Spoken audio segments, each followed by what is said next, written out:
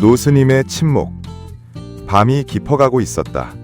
노스님은 수도원 벽 옆에 의자가 놓여 있는 것을 보시고 즉시 어떤 승려가 규율을 어기고 벽을 넘어 밖에 나갔다는 것을 알아차리셨다. 노스님은 말없이 벽으로 다가가 의자를 치우고 그 자리에 앉으셨다. 잠시 후 밖에서 소리가 들려왔다. 한 젊은 승려가 벽을 넘어 들어오려다 노스님의 어깨를 밟고 마당으로 뛰어내렸다. 두 발이 땅에 닿자 그는 방금 자신이 밟은 것이 의자가 아니라 스승님임을 알아차렸다. 이 젊은 승려는 공포에 질려 아무 말도 못하고 스승님의 벌을 기다리며 그 자리에 멍하니 서 있었다. 어린 승려의 생각과는 달리 스승님은 큰 소리로 꾸짖지 않으시고 아주 부드럽게 말씀하셨다. 밤늦게 날씨가 추우니 옷을 더 입도록 해라. 젊은 승려는 속으로 깊이 부끄러움을 느꼈다. 그 이후로 그는 감히 몰래 나가 놀지 않고 학문에 전념하며 마침내 당대의 유명한 승려가 되었다. 5.2. 비판과 비난에 맞서는 방법. 남이 나를 소라고 부르든 말이라고 부르든 신경 쓰지 않는다는 뜻의 호우호마, 호뉴호마라는 성어가 있다. 이 성어는 장자가 들려준 이야기에서 유래한다. 자신이 현명하다고 자부하는 사성기라는 사람이 있었다. 그는 사람들이 노자의 지혜가 뛰어나다고 칭찬하는 것을 자주 들었다. 그래서 그는 노자를 만나기 위해 먼 길을 찾아갔다. 노자의 집이 쥐꿀처럼 어수선한 것을 보고는 화가 나서 말했다. 다들 당신을 성인이라고 지혜가 높다고 칭찬하더군요. 제가 수백 리 길을 넘어 당신을 만나러 왔는데 당신은 쥐와 다를 바 없군요. 노자는 듣고도 아무런 반응이 없었다. 사성기는 욕을 퍼붓고는 떠났다. 다음 날 그는 자신이 잘못했다고 느껴 노자를 찾아가 사과했다. 노자는 태연하게 말했다. 성인이든 아니든 그 칭호 같은 것은 제가 진작에 낡은 신발처럼 버린 지 오래입니다. 제가 이미 대도를 얻었다면 당신이 저를 소라고 부르든 말이라고 부르든 쥐라고 부르든 무슨 상관이 있겠습니까? 저는 여전히 저입니다. 세상에 살면서 남들에게 화를 사거나 비판이나 비난을 받거나 심지어는 모함당하고 비방당하는 것을 피하기는 어렵다. 만약 당신이 그 때문에 화를 낸다면 정말 가치 없는 일이다. 불경에서는 사람이 팔풍에 흔들리지 않아야 한다고 말한다. 다른 사람의 비방에 대해 격렬하게 반응할수록 끝이 없으니 차라리 아무런 움직임 없이 쇠귀의 경익기처럼 대하는 것이 낫다. 장자는 흥미로운 비유로 빈 배에 대해 이야기한 적이 있다. 당신이 배를 저어가는데 다른 배가 지나가다가 노젓는 사람이 서툴러 당신의 배에 부딪혔다면 이때 당신은 화를 낼 가능성이 크다. 하지만 그 배에 사람이 없고 바람에 밀려온 빈 배라면 당신은 화를 낼 것인가? 대부분 사람들의 흔한 병폐는 자신을 과대평가하고 자신을 너무 중요하게 여기며 스스로를 세상의 중심으로 여기는 것이다. 자신을 너무 중요하게 여기면 사람들과 다투기 쉽다. 만약 빈배의 마음가짐을 가진다면 삶에서 다툼이 줄어들고 사람들은 화를 덜 내게 될 것이다. 삶의 많은 문제들은 화내는 것만으로는 해결될 수 없다. 내려놓을 줄 알고 자신을 중심에 두지 않으면 모든 갈등을 쉽게 해소할 수 있다. 3. 보살의 자리를 차지하려 한 거렁뱅이. 한 거렁뱅이가 절을 지나가다가 사람들이 매우 많이 모여 있는 것을 보고 호기심에 들렀다. 안으로 들어서자 그는 본당에 앉아 연꽃 대좌 위에서 여유롭게 있는 보살을 보았다. 거렁뱅이가 말을 건넸다. 보살님, 제가 보살님과 자리를 바꿀 수 있을까요? 보살이 듣고 말했다. 그저 여기 앉아 아무 말도 하지 않으면 됩니다. 일이 너무 쉽다고 생각한 그는 서둘러 동의하고 연꽃 대좌 위에 앉았다. 그의 눈앞에는 혼란과 분쟁으로 가득 찬 세상이 펼쳐졌다. 사람들은 이것을 빌고 저것을 빌며 잠시도 쉬지 않았다. 그러나 그는 보살에게 아무 말도 하지 않겠다는 약속을 기억하고 침묵을 지켰다. 어느 날 한 부자가 찾아와 빌었다. 보살님, 저에게 복덕을 내려주소서. 이 사람은 머리를 땅에 박고 절을 거듭하다가 불행히도 돈주머니를 떨어뜨렸지만 부자는 전혀 눈치채지 못했다. 거렁뱅이는 부자에게 말해주려 했지만 보살의 당부를 기억하고 인내하며 말하지 않았다. 부자가 떠난 후 한 가난한 사람이 왔다. 가난한 사람은 빌었다. 보살님, 저를 구해주시고 돈을 조금만 주십시오. 저희 집에 위독한 환자가 있는데 치료비가 없어 돈이 급히 필요합니다. 빌고 나서 이 사람은 고개를 숙여 절을 했다. 그가 막 고개를 들었을 때 옆에 돈주머니가 있는 것을 보고 너무 기뻐서 말했다. 보살님, 정말 영험하시군요. 돈을 얻은 이 사람은 서둘러 떠났다. 연꽃 대좌에 앉아 모든 것을 지켜보던 거렁뱅이는 그것이 보살의 영험이 아니라 부자가 떨어뜨린 것이라고 말해주려 했지만 결국 보살의 말을 기억하고 다시 참았다. 이때 또 다른 여부가 왔다. 어부는 빌었다. 보살님, 저에게 안전을 내려주셔서 바다로 나갈 때 큰 파도와 바람을 만나지 않게 하소서. 절을 마친 이 사람이 막 돌아서려 할 때 아까 돈을 잃어버렸던 부자가 돌아왔다. 부자는 자신의 돈 주머니를 어부가 주워 돌려주지 않는다고 생각하여 다툼이 일어났다. 두 사람은 서로 싸웠고 부자는 자신의 돈 주머니를 어부가 가져갔다고 굳게 주장했고 어부는 억울함 때문에 참지 못했다. 이 광경을 지켜보던 거렁뱅이는 더 이상 참을 수 없어서 큰 소리로 멈춰라! 하고 외친 후 대좌에서 내려와 모든 진실을 이야기했다. 모든 일이 원만하게 처리되었다. 거렁뱅이가 일을 처리하고 나자 보살이 그에게 물었다. 자네는 그렇게 처리하는 것이 정확하다고 생각하는가? 자네는 여전히 거렁뱅이로 사는 것이 가장 좋겠군. 자네는 입을 열어 진실을 말하고 그것이 공정하다고 생각했지만 자네는 그 가난한 사람이 그로 인해 가족의 목숨을 구할 돈을 얻지 못했고 그 부자 또한 공덕을 쌓지 못했으며 그 어부는 바다로 나갔다가 파도에 배가 전복되어 바다 밑바닥에서 목숨을 잃을 것이라는 것을 알지 못했다. 만약 자네가 입을 열지 않았다면 그 가난한 사람은 돈을 얻어 가족의 목숨을 구하고 그 부자는 약간의 돈을 잃었지만 한 사람의 생명을 구하여 공덕을 쌓을 것이었다.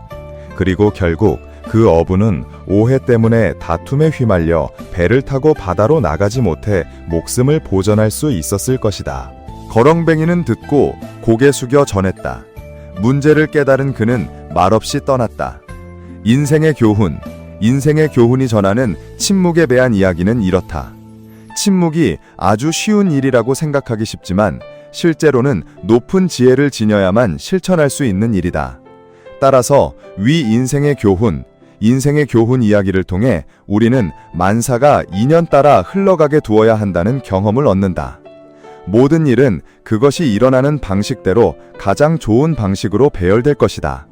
어떤 일은 좋은 의도로 도와준다고 생각했지만 실제로는 일을 망치는 경우가 있다. 우리가 어떤 상황에 처했을 때 그것이 아름답다고 생각할 수도 있지만 나쁘게 변할 수도 있고 반대로 나쁘다고 생각했던 일이 완벽하게 변할 수도 있다. 이것이 바로 우리가 앞으로 어떤 일이 일어날지 예측할 수 없는 인생의 아름다움이다. 그러므로 침묵하며 세상의 변화를 관찰하는 것 또한 일종의 능력이며 자연에 맡겨 살아가는 것 또한 일종의 행복이다. 공사, 대흥 스님에게 자식이 생기다. 대흥 스님은 그런 고승 중 한 분이셨다. 저는 대흥 스님과 옥진 아가씨의 이야기를 들려드리고자 한다. 이야기에 따르면 대흥 스님이 산에서 수행하실 때 구화산 기슭에 매우 부유한 가정이 있었다. 그들에게는 옥진이라는 딸이 있었는데 다른 명문가의 도련님과 약혼했었다. 3년 전 결혼 날짜를 정할 때 옥진은 아이를 임신하여 아들을 낳았다. 그녀의 부모는 매우 수치스럽고 걱정과 분노에 사로잡혀 딸에게 진실을 말하라고 강요했다. 결국 가족의 압력을 견디지 못하고 옥진은 아이의 아버지가 구화산의 대흥 스님이라고 털어놓았다. 옥진의 아버지는 격분하여 집안 사람들을 데리고 산으로 올라가 절 전체를 소란스럽게 만들었다. 그들은 대흥 스님을 때리고 욕하며 저주했고 그 아이를 키우라고 강요했다. 대흥 스님은 말없이 아이를 받아들고 부드럽게 말씀하셨다. 나무아 미타불. 그때부터 대흥 스님의 명성은 완전히 무너졌다. 그가 가는 곳마다 세상 사람들은 그를 경멸하고 비웃으며 비방했다. 심지어 절의 승려들도 더 이상 그를 예전처럼 존경하지 않았다. 그러나 그는 한마디 불평도 없이 매일 산을 내려가 우류를 얻어 이 업보의 자식을 키웠다. 그의 정성스러운 보살핌 덕분에 아이는 빠르게 자랐고 매우 건강하고 똑똑했다. 그렇게 3년이 눈 깜짝할 새에 흘러갔다. 어느 날 옥진의 가족이 다시 대흥 스님을 찾아왔는데 그들은 꾸짖거나 모욕하지 않고 완전히 반대로 무릎을 꿇고 머리를 조아리며 용서를 빌고 아이를 집으로 데려갈 수 있도록 간청했다. 알고 보니 아이의 아버지는 옥진의 현재 남편이자 예전에 그녀와 약혼했던 그 도련님이었다. 자신의 약혼자의 명예를 지키기 위해 옥진은 어쩔 수 없이 대흥 스님에게 누명을 씌웠던 것이다. 이때 여전히 태연하고 평온한 태도로 그는 아이를 부모님 앞으로 데려가 공손히 합장했다. 그는 그들에게 나무 아미타불이라고 말한 후 선방으로 돌아갔다. 3년간의 억울함에 직면해서도 대흥 스님은 침묵을 선택했다. 그는 해명하지도 설명하지도 탄식하거나 원망하지도 않았다. 그러나 그것은 수천만 마디 말보다 더 큰 의미를 가졌다. 어떤 이들은 억울함을 당하고 불공정한 대우를 받을 때 사람이라면 누구나 정의를 요구할 권리가 있다고 생각한다. 어떤 이들은 억울함을 당하고 불공정한 대우를 받을 때 사람이라면 누구나 정의를 요구할 권리가 있다고 생각한다. 그것은 법률로 보호받는 정당한 권리일 뿐만 아니라 이 사회의 공정한 이치이기도 하다. 그러나 예로부터 성현들은 세상의 모든 명예와 이익, 원한, 그리고 모든 득실을 그저 구름처럼 가볍게 여겼다. 고인들의 초월적인 경지는 영욕을 아침에 피고 저녁에 지는 꽃처럼 가볍게 여길 수 있을 때 비로소 내면의 평온을 유지할 수 있다는 것이다. 그리고 공명과 이익이 구름처럼 모였다 흩어지는 것처럼 덧없다고 여길 수 있을 때 비로소 내면을 무위하고 청정하게 유지할 수 있다. 그러므로 얻어도 기뻐하지 않고 잃어도 슬퍼하지 않으며 영광을 얻어도 동요하지 않고 수치를 당해도 마음에 두지 않으며 마음 상태를 잔잔한 호수처럼 고요하게 유지한다. 5. 왕과 스님. 옛날 인도에 한 유명한 스님이 있었다. 그는 세상의 소란에서 멀리 떨어진 조용한 숲 깊이 살고 있었다. 그는 깊은 명상 수행을 했으며 인도 전역에 매우 유명했다. 어느 날 한 왕이 찾아와 말했다. 존경하는 스님, 저는 항상 피곤하고 화가 나며 번뇌에 시달립니다. 제 마음은 매우 혼란스럽습니다. 저는 모든 것을 가지고 있습니다. 부와 명예, 그리고 원하는 모든 사치품을 가졌음에도 불구하고 제 안에는 평화가 없습니다. 스님, 이 혼란스러운 마음을 없애도록 저를 도와주십시오. 스님은 말했다. 왕께서 이미 그 답을 스스로 가지고 계시지만 아직 발견하지 못하셨을 뿐입니다. 제가 한 가지 실험을 하고 싶습니다. 참여하시겠습니까? 이 실험 후에는 왕의 삶에 더 이상 혼란과 걱정이 없을 것입니다. 왕은 이 말을 듣고 매우 당황했지만 스님에게 무엇을 해야 하는지 물었다. 스님은 부드러운 목소리로 대답했다. 앞으로 15일 동안 왕께서는 제 수도원에서 평범한 사람처럼 지내셔야 합니다. 이 15일 동안 왕께서는 홀로 앉아 침묵을 지키고 가능한 한 말을 적게 하십시오. 왕은 스님의 계획에 동의했다. 첫째 날, 그는 자신의 마음이 평소보다 더 불안하다는 것을 알아차렸다. 많은 질문과 생각이 떠올랐고 그는 불편함을 느꼈다. 그는 정말 이야기하고 싶었지만 그 욕구를 억제하고 침묵을 지키며 그저 가만히 앉아 있었다. 그러나 밤이 되자 그는 예상치 못한 평온과 행복감을 느끼기 시작했다. 이 경험은 그를 당황하게 했다. 자신의 혼란스러운 마음이 왜 점차 사라지는지 이해할 수 없었기 때문이다. 다음 날 왕은 계속해서 홀로 시간을 보내며 자연, 꽃, 새들을 관찰했다. 난생 처음으로 그는 주변 자연의 아름다움을 진정으로 감상했다. 그는 주변의 자연 세계를 관찰하고 연결될 수 있었다. 열흘이 지나자 그의 내면에 있던 모든 불안하고 혼란스러운 감정들이 점차 사라졌다. 12번째 날, 그는 자신도 모르게 눈이 감기면서 깊은 명상에 잠겼다. 마지막 3일을 깊은 명상 속에서 보낸 후 그는 스님에게 다가가 말했다. 존경하는 스님, 제 마음이 그렇게 불안했던 이유를 알아냈습니다. 그는 설명했다. 저는 제가 너무 많이 말하고 다른 사람들에게 많은 에너지를 소비하며 종종 그들에 대해 부정적으로 생각한다는 것을 깨달았습니다. 이러한 과도한 말과 부정적인 생각은 저의 시간을 낭비하고 마음을 혼란스럽게 했습니다. 이 행동의 결과로 저는 제 임무를 효과적으로 수행할 수 없었고 모든 일에 실패하기 시작했습니다. 끊임없는 실패는 저를 더욱 슬프고 짜증나게 만들었습니다. 그것은 제 삶에 계속해서 부정적인 영향을 미쳤습니다. 그러나 이 15일은 변화를 가져다주는 경험이었습니다. 이제 저는 제가 진정으로 삶을 올바르게 살고 있다고 느끼며 이전에는 잘못 살았다는 것을 깨달았습니다. 저는 또한 명상을 억지로 할 필요가 없다는 것을 깨달았습니다.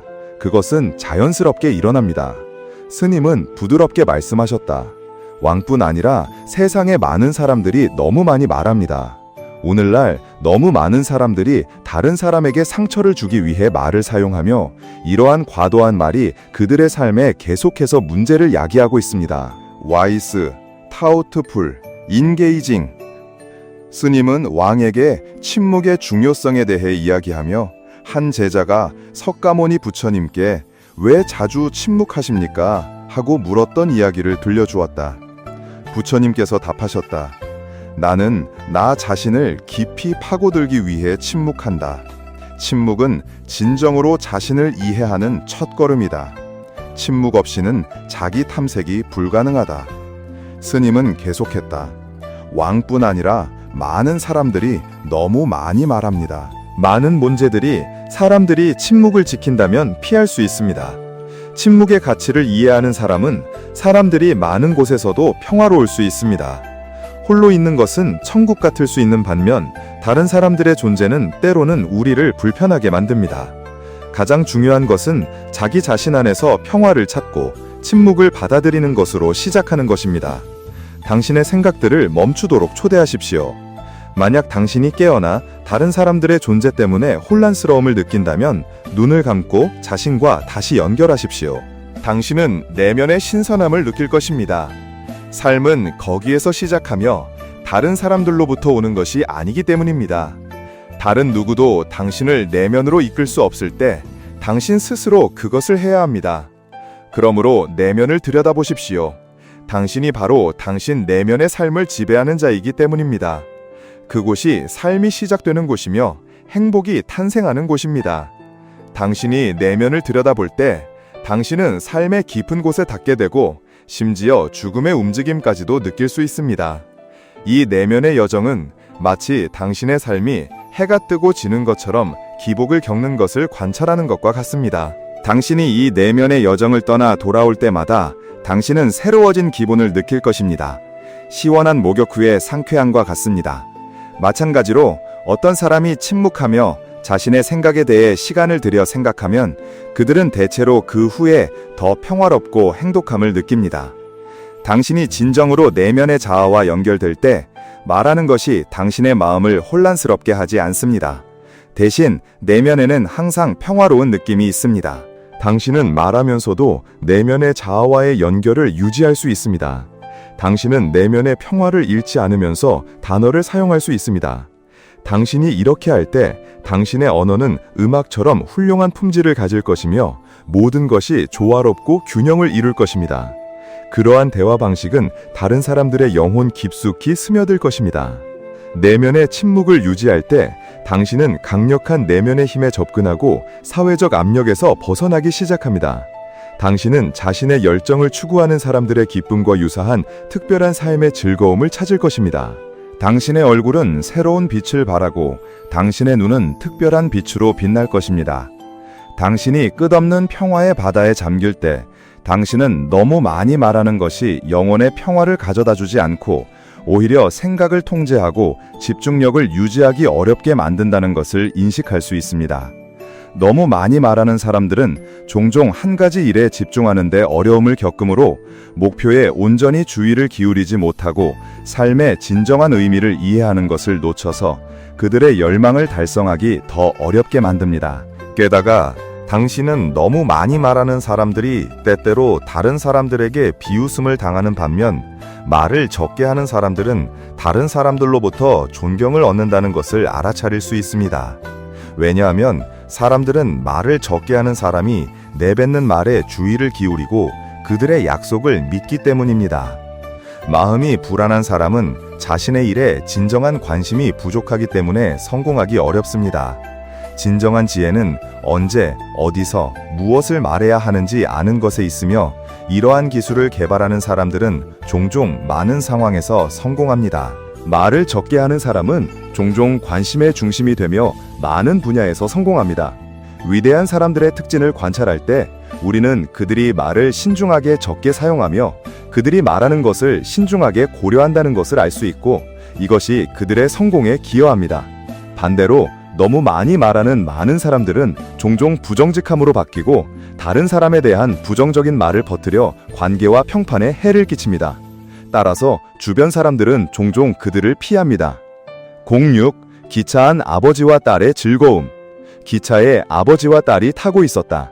딸은 10살 정도로 보였고 빨간색 작은 속옷을 입고 있었으며 크고 맑은 눈빛이 반짝였다.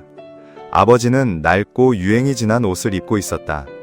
기차가 출발하자 소녀는 매우 흥분하여 계속 창밖을 내다보았고 눈에는 기쁨이 가득했다. 그녀는 말했다.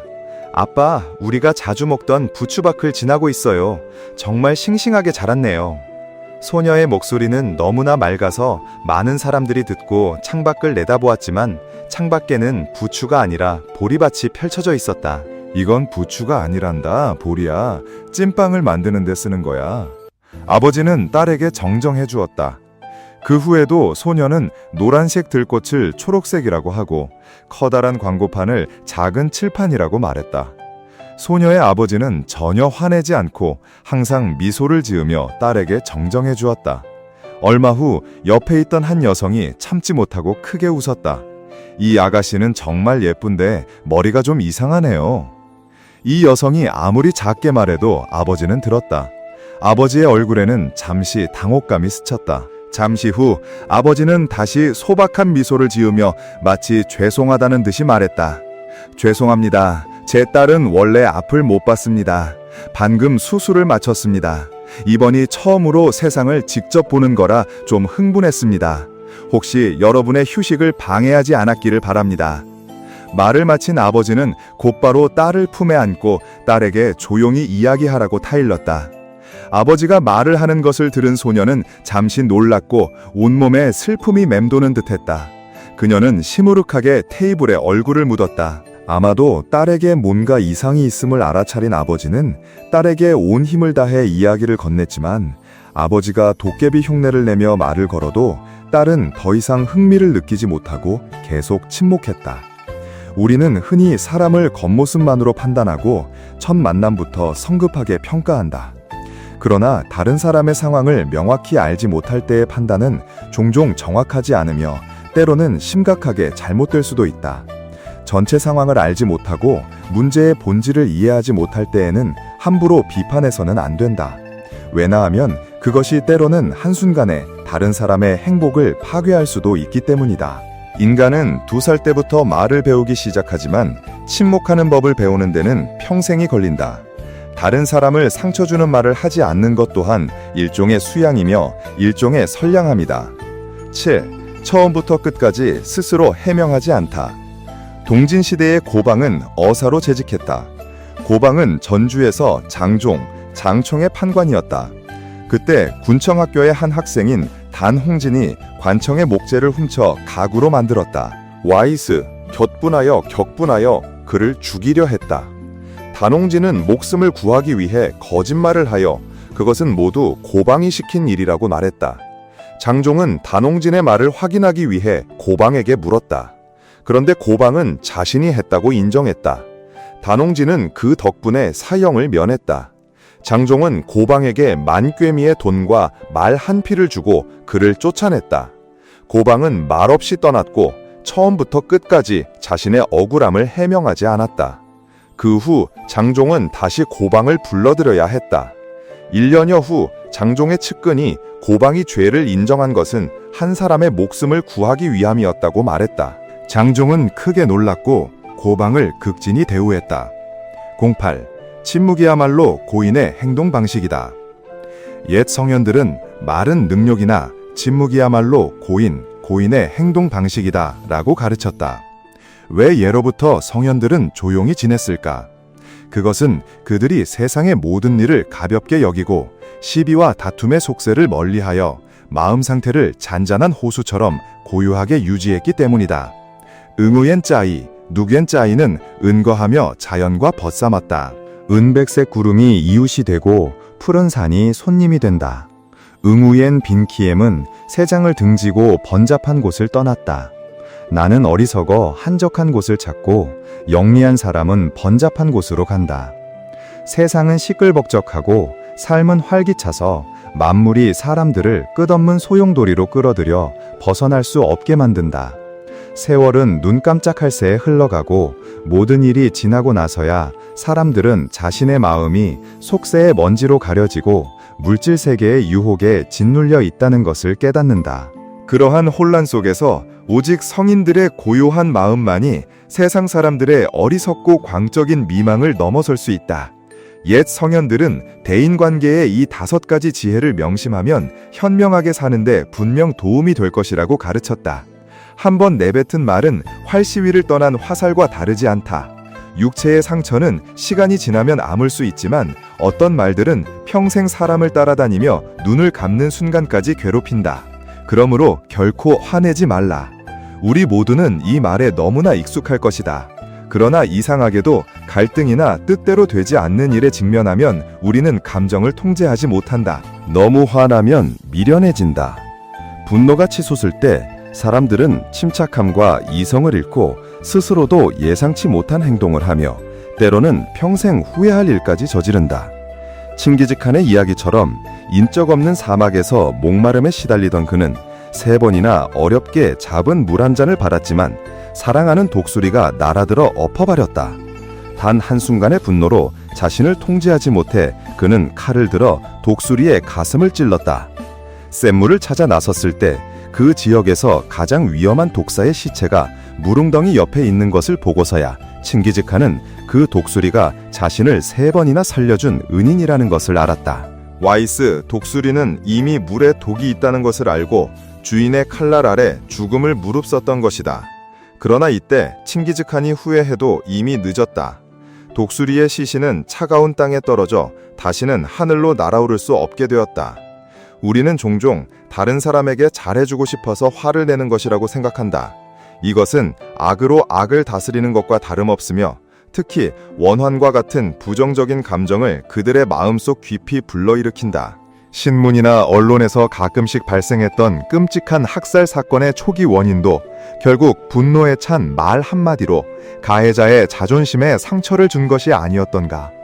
분노의 불길은 다른 사람을 상처 줄 뿐만 아니라 자신의 오장육부와 복록, 북록까지 태워버린다. 사랑하는 자는 복을 짓고 미워하는 자는 화를 부른다. 당신을 미워하는 사람들까지도 이해하고 사랑하여 자신에게 복을 심어라. 자신에게 해를 끼치는 사람들을 기꺼이 도우라. 당신이 화를 낼 때 그것은 곧 눈앞의 기회들을 닫아버리는 것과 같다. 둘째, 타인을 절대적으로 존중하라. 왕이든 길거리에서 잠자는 거렁뱅이든 생명 있는 존재는 모두 동일한 자존감을 가지고 있다. 타인을 존중하는 것은 곧 자신을 존중하는 것이다. 당신은 자신이 그의 연인이고 그의 아내이니 그를 관리할 권리가 있다고 생각할 수 있다. 혹은 그녀가 자신의 아내이니 그녀의 삶을 통제할 수 있다고 생각할 수 있다. 그렇게 되면 삶은 정말 숨막히게 될 것이고 부부는 자주 다투며 화목하지 못할 것이다. 당신은 자녀를 사랑하고 돌보며 그들이 너무 어리고 순정해야 하므로 그들을 대신하여 선택하고 결정할 권리가 있다고 생각한다. 그러나 그들이 동의하지 않고 울기 시작하면 당신은 그들이 착한 아이가 아니라고 느낀다. 당신이 틀리지 않을 수도 있지만 아이들은 어려도 어른의 존중을 매우 필요로 한다. 만약 어른들이 그들의 의견을 묻고 이끌어주고 조언하며 그들의 결정을 존중한다면 아이들은 당신이 원하는 것을 기꺼이 하고 자신의 삶에 더 책임감을 가질 것이다. 상사라고 해서 다른 사람들에게 자신의 의견을 강요할 수 있는 것은 아니다. 당신의 직원들은 당신의 비위를 맞추거나 자신의 앞날에 영향을 줄까봐 따를 수도 있지만 당신이 진정으로 그들의 마음을 사로잡았다고는 할 수 없으며 오히려 그들이 당신을 떠나고 싶어하는 마음을 불러일으킬 수도 있다. 사람들은 자신이 어떤 일을 잘해야 할 책임이 있다고 느낄 때 어떤 동료나 감독 없이도 자발적으로 자신의 본분을 다하려고 노력한다. 반대로 존중받지 못하다고 느낄 때 사람들은 저항심을 쉽게 느끼게 된다. 심지어 그들은 결과에 상관없이 다른 사람을 해쳐서라도 자신의 인간적인 결핍감을 보상하려 할 수도 있다. 그러므로 타인을 존중하는 것은 당신이 화목하고 행복한 가정을 이루고 순조로운 업무 생활을 하면서도 힘들게 애쓰거나 관계에 압력을 가하지 않는 방법이다. 셋째, 입장을 바꿔 생각하라. 사람마다 다른 가정에서 자라났으며 다른 관계와 경험을 가지고 있다. 이것은 사람마다 다른 성격과 사고방식을 형성한다. 만약 항상 자신의 기준과 관념으로 다른 사람을 요구하거나 평가한다면 이러한 차이가 당신 안에 분노의 불길을 지필 수 있다. 이는 양측 간의 갈등을 야기하고 감정을 점점 식게 만들 수 있다. 그러므로 우리가 상대방이 정말 이상하고 고집스럽거나 견딜 수 없다고 느낄 때에는 시각을 바꿔보고 마음을 가라앉히고 그들의 속마음을 들어보라. 완전히 새롭고 감동적인 경험을 할 수도 있을 것이다. 부모라면 누구나 자녀가 착하고 순종적이기를 바란다. 그러나 각 개인은 독립적인 존재이며 각기 다른 생각을 가지고 있다. 당신은 아침에 출근 시간에 늦을까봐 안달하지만 아이들은 여전히 잠자리에 누워 있다. 당신은 급하게 발걸음을 재촉하여 아이들이 뛰어가게 만든다. 당신은 왜 아이들이 그렇게 서투르고 어설픈지 이해하지 못한다. 왜냐하면 그들은 아직 어른들의 삶이 어떤지 이해하지 못하고 그들의 발은 당신을 따라잡기에는 너무 짧기 때문이다. 당신은 그녀에게 아름다운 돌들을 선물한다. 당신은 돌의 강인함을 좋아하기 때문이지만 그녀는 단지 당신을 기쁘게 하기 위해 그것을 받을 수도 있다. 그녀는 새벽 이슬에 젖은 꽃바구니를 받기를 원할 수도 있다. 당신은 집이 항상 깔끔하고 정돈되기를 바라지만 그는 지저분하다. 당신은 분홍색 침대 시트를 좋아하지만 그는 파란색을 좋아한다. 그러므로 당신이 누군가에게 불편함을 느낀다면 아마도 누군가도 당신에게 비슷한 감정을 느끼고 있을 것이다. 만물은 공이다. 누가 옳고 누가 틀렸다는 것은 없다. 단지 각자 다른 독립적인 존재이며 다른 취향을 가지고 있을 뿐이다. 넓은 바다처럼 광활한 대지처럼 이러한 차이들을 받아들이고 조화시킬 줄 알아야만 삶은 다채롭고 아름다울 수 있다. 넷째, 매 순간 자신의 생각을 관찰하라. 사람은 매 순간 자신의 생각을 관찰할 때 감정과 행동을 통제할 수 있다. 감정은 마치 길들여지지 않은 야생마와 같아서 제때 고삐를 당기지 않으면 사방으로 날뛰며 지나온 모든 것을 짓밟을 준비가 되어 있다. 옛 성인들은 도덕적 수양을 중요하게 여겼고 그들이 적용한 가장 좋은 방법은 매일 잠자리에 들기 전에 자신의 생각과 행동을 되돌아보는 것이었다. 이것은 그들이 자신의 부족함을 제때 알아차리고 끊임없이 자신을 완벽하게 만드는 데 도움이 되었다. 이러한 생각들은 당신의 영혼 깊숙이 숨어 있는 좋지 않은 마음을 찾아내는 끈이 될 것이다. 아름다운 여성이 당신 앞을 지나가는 것을 보고 갑자기 마음이 심란해진다. 혹시 당신은 그녀를 질투하며 삶이 자신에게 불공평하다고 생각하는가? 당신이 오랫동안 바라던 자동차가 쏜살같이 지나가는 것을 보고 당신은 그 운전대를 잡으면 많은 사람들이 흥분하고 부러워할 것이라고 생각한다. 당신은 그 차를 빨리 소유하기 위해 더 열심히 일할 것이다. 혹시 당신은 도덕적 가치 대신 사치스러운 물질 생활로 자신의 가치를 측정하고 있는가? 자신의 생각을 매 순간 관찰하는 것은 당신이 자신을 더 잘 이해하고 자신에게 진정으로 중요한 것이 무엇인지 이해하는 데도 도움이 될 것이다. 당신은 또한 쓸모없는 일에 시간을 낭비하거나 당신을 위한 것이 아닌 사람들에게 감정을 낭비하지 않을 것이다. 우리는 종종 다른 사람을 변화시키고 싶어 하지만 각 사람은 오직 자신만을 변화시킬 수 있다는 것을 잊는다. 사람의 마음이 변하면 환경도 그에 따라 변할 것이다. 끊임없이 자신을 완성해 나가면 당신은 마치 귀한 보석이나 아름다운 꽃처럼 될 것이다. 좋은 향기는 저절로 퍼진다는 말이 있듯이 그때는 좋은 것들이 저절로 당신에게 찾아올 것이다. 5째, 침묵은 금이다. 우리는 흔히 이런 말을 듣는다. 좋은 술도 많이 마시면 취하고 현명한 사람도 말을 많이 하면 식상하다. 빈 수레가 요란하고 깊은 물은 소리 없이 흐른다. 침묵한다고 해서 당신이 무능하거나 어리석다는 뜻은 아니다. 오히려 그것은 다른 사람들의 눈에 당신의 가치를 더 높여줄 것이다. 적절한 순간에 침묵을 아는 것은 다른 사람을 존중하는 방식이며 그들을 더 잘 이해할 기회를 갖는 방법이기도 하다. 만약 사람들 속에서 당신이 항상 흥미진진한 이야기로 끊임없이 떠들어대며 모든 관심을 자신에게로 끌어당긴다면 아마도 누군가는 마음이 심란해질 것이다. 그들은 자신이 너무나 미미하고 원하는 만큼 관심을 받지 못한다고 느낄 것이다. 그들 또한 자신을 표현하고 지식을 나눌 기회를 얻지 못할 것이다. 그렇게 되면 당신은 그들의 사랑을 얻을 수 없을 것이다. 침묵할 때 당신은 다른 사람들의 비언어적인 몸짓을 더 많이 관찰할 수 있다. 침묵은 또한 당신의 겸손을 나타내는 방식이다. 경청할 때 다른 사람들은 행복함을 느끼고 당신에게 속마음을 털어놓고 싶어 할 것이다. 병은 입으로 들어오고 화는 입에서 나간다.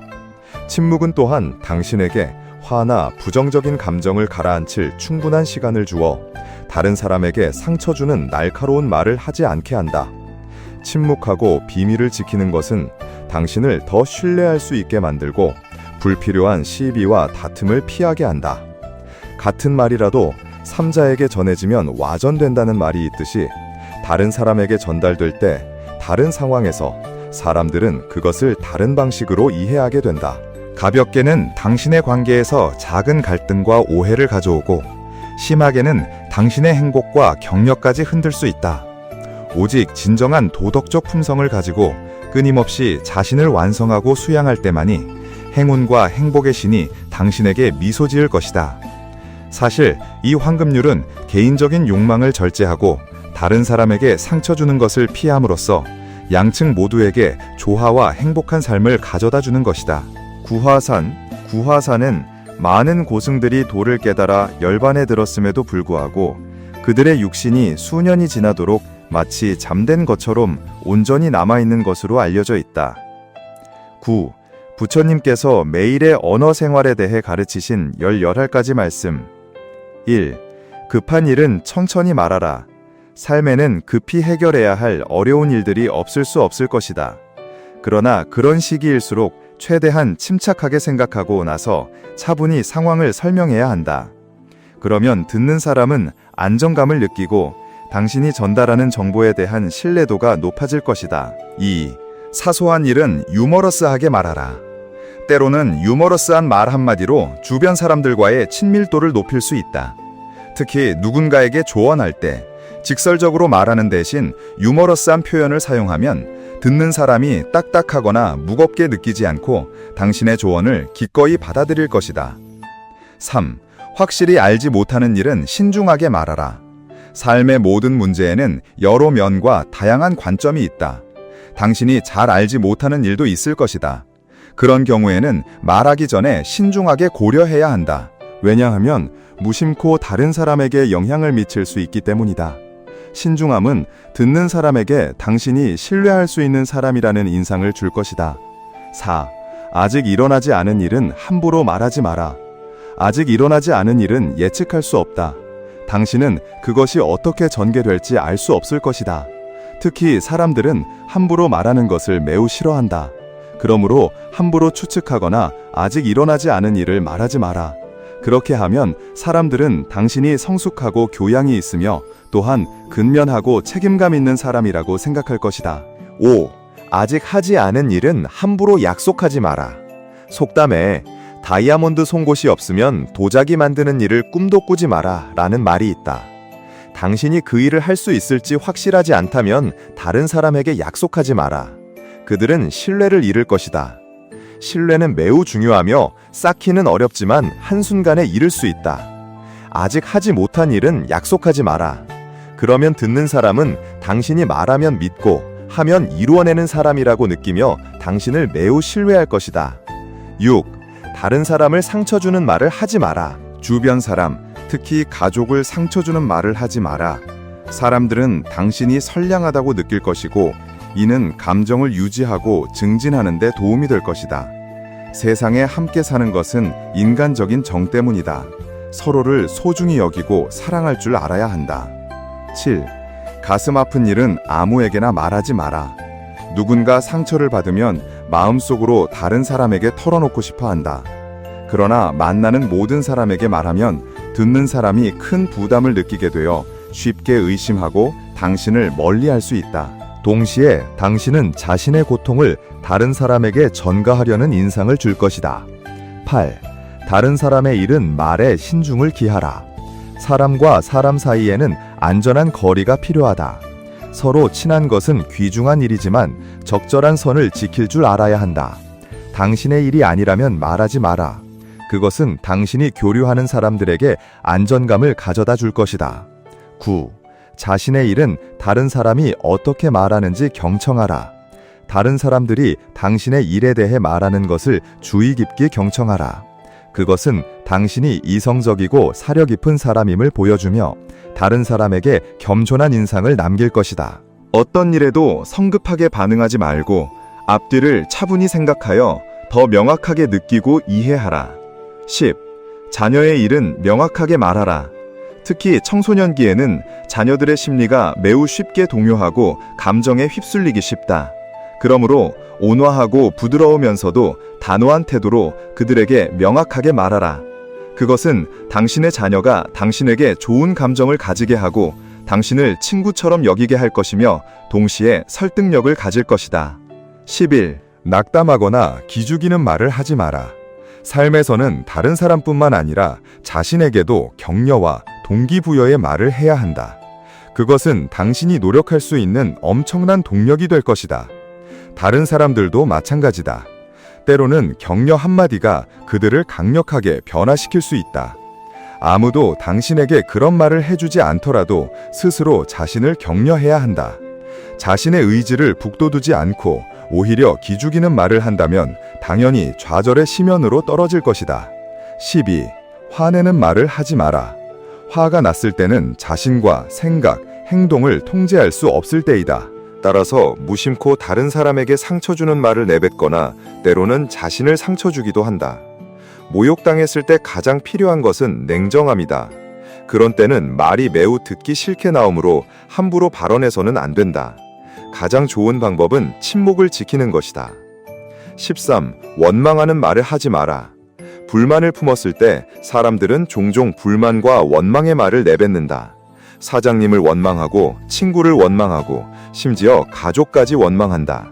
만약 당신이 자주 원망하는 말을 한다면 다른 사람들이 듣고 나중에 그것을 당신에 대해 이야기할 소재로 삼아 불화와 시비를 일으켜 당신이 이 사람 저 사람과 대치하게 만들고 결국 스스로를 고통스럽게 만들 것이다. 당신이 왜 그렇게 고통스러워야 하는가? 14. 상처 주는 말을 하지 마라. 많은 사람들이 남에게 상처 주는 말을 쉽게 내뱉는다. 하지만 그 대가로 무엇을 얻을 것인가? 잠시 동안의 만족감일 수도 있지만 그 대가로 자신의 인격은 다른 사람들에게 경멸당할 것이다. 그 상처는 영원하다. 15. 자랑하는 말을 하지 마라. 많은 사람들이 종종 자신을 과장하고 부풀려 말한다. 그것은 다른 사람들에게 전혀 호감을 주지 않고 오히려 부정적인 시각을 갖게 한다. 진정으로 능력이 있다면 사람들이 스스로 평가할 것이고 굳이 자신을 내세울 필요가 없다. 겸손한 덕성을 유지하는 것이 가장 좋다. 16. 거짓말을 하지 마라. 불교에서는 5개를 설하며 거짓말을 금하는 것이 이 5개 율 중 하나이다. 당신도 알다시피 거짓말은 엄청나게 심각한 결과를 초래하여 신뢰를 잃게 만든다. 그때 당신은 자신이 한 일에 대해 후회할 것이다. 자신에게 정직하고 순수함을 유지하라. 그러면 모든 사람에게 사랑받고 존중받을 것이다. 17. 비밀스러운 말을 하지 마라. 누구에게나 비밀이 있다. 크고 작은 다양한 비밀이 있을 수 있다. 그러나 그것이 비밀이라면 마음에 간직하라. 함부로 말하지 마라.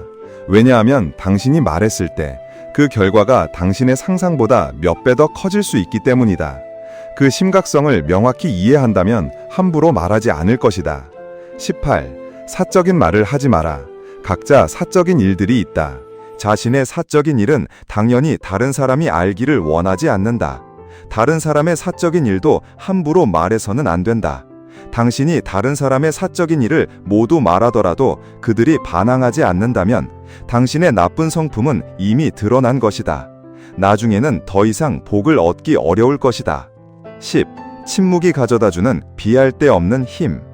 분주한 현대사회에서 모두가 자신을 드러내고 싶어 하지만 우리는 침묵이 금이라는 것을 잊고 산다.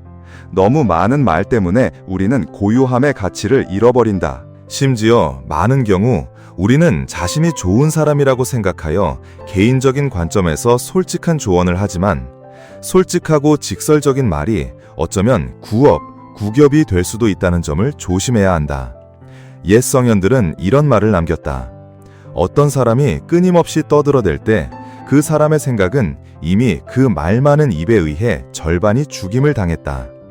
침묵을 지키고 고요함을 유지하는 것은 많은 경우 책략이며 대인관계와 문제 해결에 있어 가장 현명한 처세술이다.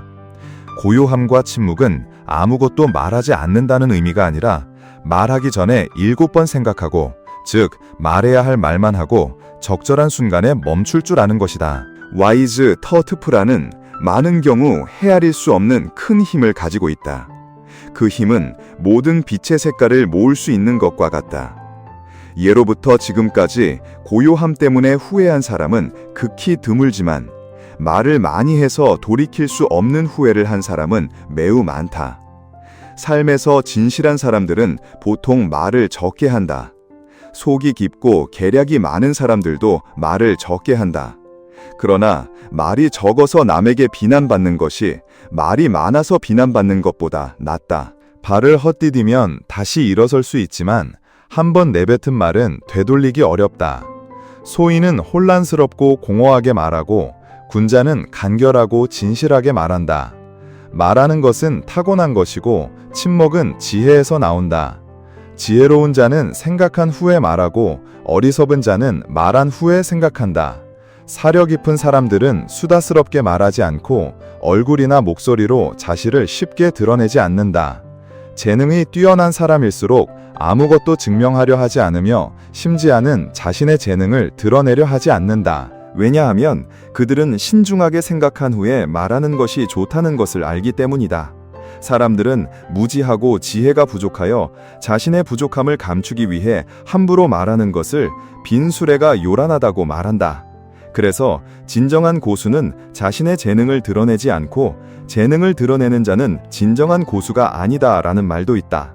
진정한 지혜를 가진 사람은 방어를 통해 공격하고 침묵을 통해 목소리를 낸다. 그렇다면 오해받을 때도 침묵해야 하는가? 이해받지 못할 때 우리는 열린 마음으로 친근하게 다가가 다른 사람들이 우리를 더 잘 이해할 수 있도록 해야 한다. 모든 것을 이해하지 못하더라도 만약 상대방이 진정으로 이해할 수 없거나 이해하고 싶어 하지 않는다고 느낀다면 침묵하는 것이 가장 좋다. 자신의 의견을 강요하는 사람에게는 아무리 말해도 일부러 이해하려 하지 않으므로 가장 좋은 방법은 침묵하는 것이다. 평범한 사람들은 항상 자신이 아는 것을 말하기 바쁘지만 지혜로운 사람들은 항상 다른 사람의 말을 경청하기 바쁘다. 그래서 지혜로운 사람일수록 경청할 줄 안다. 침묵은 정신활동의 왕국이며 이를 통해 걸작, 고상함, 이해, 성장, 회복이 이루어진다. 문호 괴테는 재능은 고독 속에서 길러지고 기계는 삶의 폭풍우 속 거친 파도에 의해 형성된다고 말했다. 마지막 부분, 말하지 말아야 할 3가지. 속담에 병은 입으로 들어오고 화는 입에서 나간다는 말이 있다. 이 말은 송나라 때 편찬된 태평어람, 태평유람에서 유래했다. 주요 의미는 병은 부주의한 식사에서 오고 재앙은 부적절한 말에서 온다는 것이다. 옛 성현들은 나중에 이것을 삶의 지침으로 삼았다. 그래서 복이 오면 징조가 있고 재앙이 오면 원인이 있다고 말하는 것이다. 자신의 감정에 휩쓸려 잘못된 일을 하지 말고 자신의 입을 멋대로 놀리지 마라. 왜냐하면 개미굴도 제방을 무너뜨릴 수 있고 작은 물줄기도 높은 산을 허물어뜨릴 수 있기 때문이다. 그러므로 병은 부주의한 식사에서 오고 재앙은 부적절한 말에서 온다고 말하는 것이다. 삶에서 화는 입에서 나간다는 예는 어디서든 찾아볼 수 있다. 만약 모든 사람이 말에 신중을 기한다면 세상의 재앙도 훨씬 줄어들 것이다. 그러므로 한 사람의 언어는 그 사람의 수양 수준과 감성 지능의 높낮이를 반영한다. 다른 사람과 대화하는 방법을 아는 사람은 대화 중에 자신과 관련된 3가지 일을 언급하지 않을 것이다. 첫째, 자신의 비밀을 덜 말하라. 많은 사람들이 비밀을 가지고 있지만 크든 작든 때로는 그 비밀을 다른 사람에게 말하게 된다. 모든 비밀을 말하는 것은 자신의 부정적인 감정을 털어놓는 한 가지 방법이기도 하다. 사람은 부정적인 감정을 피하기 어렵다. 어떤 사람이 부정적인 감정을 가질 때 그들은 자신의 일을 친구나 친한 사람에게 말하며 그 순간 자신의 비밀을 쉽게 말하게 된다. 비밀은 다른 사람들을 호기심과 놀라움에 빠뜨리는 것으로 당신 자신 외에는 아무도 몰랐던 당신의 과거 행적을 의미한다. 그런데 이제 당신은 그 비밀을 털어놓는다. 털어놓는 것이 두려운 것이 아니라 마음이 좋지 않은 사람들에게 그 비밀을 말하는 것이 두렵다. 그런 사람들은 당신의 비밀을 이용하여 당신에게 해로운 일을 저지를 것이다. 비밀은 한 사람의 심장 가장 깊숙이 숨겨져 있는 것이다. 압박감을 느낄 때 당신은 그것을 다른 사람과 나누고 싶어 할 것이다. 그러므로 비밀은 쉽게 말하지 마라. 이 비밀이 다른 사람에게 유익하다고 느끼지 않는 한 당신의 비밀을 누구에게도 말하지 마라. 둘째, 자신의 과거를 덜 말하라. 모든 사람은 과거를 가지고 있다. 그것은 아마도 비참했던 흔적이거나 우리의 성공에 대한 증거일 수 있다. 그 모든 과거를 우리가 지울 수는 없으며 지울 필요도 없지만 그것을 미래를 위한 교훈이나 앞으로 더 강하게 나아가야 할 동력으로 삼아야 한다. 어떤 사람들은 대화할 때 자신의 과거를 말하기를 매우 좋아하고 그 후에 덧붙여 말한다. 만약 그때 제가 그렇게 하지 않았다면 아마 지금은 이렇지 않았을 겁니다. 말하는 사람은 번거롭다고 느끼지 않지만 듣는 사람은 아무 의미도 없다고 느낀다. 사람들이 당신과 이야기할 때 당신의 과거에 대한 푸념이 아니라 유익한 이야기를 듣고 싶어 한다. 하물며 과거의 일들은 이미 지나간 일이다. 그러므로 그것을 다른 사람에게 다시 이야기할 필요는 없다. 한 사람의 삶을 진정으로 대표하는 것은 현재와 미래이다. 게다가 만약 당신이 다른 사람과 대화하면서 자신의 과거를 이야기한다면 당신이 얻는 것은 다른 사람의 동정뿐이고 잃을 가능성이 있는 것은 신뢰와 친구들이다. 우리 모두는 과거를 가지고 있지만 그 과거는 단지 자신의 과거일 뿐 다른 사람의 이야기와는 관련이 없다. 셋째, 자신의 성공을 덜 과시하라. 관찰에 따르면 성공한 사람들은 자신의 성공에 대해 여기저리 발표하는 일이 매우 적다. 그들은 또한 매우 간략하게 말한다. 그러나 실패한 사람들은 종종 자신의 과거 성공을 이야기한다. 누구에게나 한두 번의 성공은 있겠지만 사실 그것을 자랑할 만한 가치는 없다. 한 사람이 말하는 내용, 즉 토론의 내용이나 제시되는 예시는 그 사람의 성격을 명확하게 드러낸다. 당신이 자신의 성공을 다른 사람에게 말하는 것은 가장된 자랑으로 여겨진다. 당신이 성공하기 쉽지 않았다는 것을 자랑하고 성공했을 때 매우 만족스러워한다는 것을 자랑하는 것이다. 진정한 성공은 쉽지 않지만 당신의 식사 후 평범한 이야기가 되어서는 안 된다. 모두가 매우 바쁨으로 당신의 지난 성공 이야기를 듣는데 시간을 낭비하고 싶어 하지 않을 것이다. 다른 사람과 대화할 때는 기술이 필요하다. 대화 방법을 아는 사람은 많은 사람들에게 경청될 것이다. 대화 방법을 모르는 사람은 다른 사람과 이야기하고 싶어도 아무도 기꺼이 들어주려 하지 않을 것이다. 그러므로 대화할 때는 함부로 비밀 과거 또는 성공을 과시해서는 안 된다. 자신의 행복한 면모를 보여주고 지금 우리가 현재에 있다는 것을 항상 기억해야 한다.